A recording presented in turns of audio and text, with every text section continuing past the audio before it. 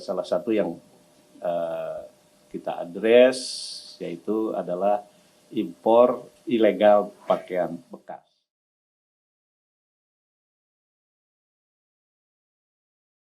Sosok menteri di kabinet Presiden Jokowi yang satu ini malah dijuluki sebagai menteri termiskin. Ia adalah Teten Mas Duki. Ia menjabat sebagai Menteri Koperasi dan Usaha Kecil Menengah, Menkop UKM, saat diwawancarai oleh presenter dalam sebuah acara pada siaran khusus Kompas.com. Ternyata Menteri Teten Mas Duki berprinsip tidak suka hidup foya-foya.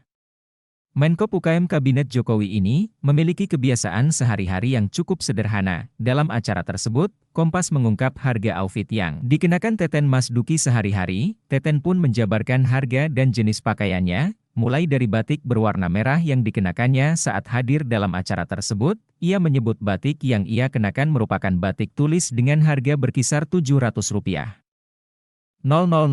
Kemudian, Teten mengaku, celana hitam yang dikenakannya merupakan hasil menjahit, bukan beli jadi. Modal yang dikeluarkan Teten untuk menjahit celana bahan itu sekitar Rp500.000. Teten Mas Duki juga merupakan menteri yang menghargai produk dalam negeri alias produk lokal. Ia juga memperlihatkan sepatu kulit berwarna hitam buatan produsen dari Bandung, Jawa Barat, bermerek Fortuna Soes. Ia mengatakan, harga sepatu Fortuna yang ia kenakan sekitar Rp2 juta. Dalam kesempatan itu, ia mengimbau masyarakat menghargai produk asli Indonesia yang kualitasnya tak kalah dari produk luar negeri. Kebiasaannya menghargai buatan dalam negeri dan menciptakan sendiri pakaian yang berguna sehari-hari itu menjadikan Teten Mas Duki hidup hemat.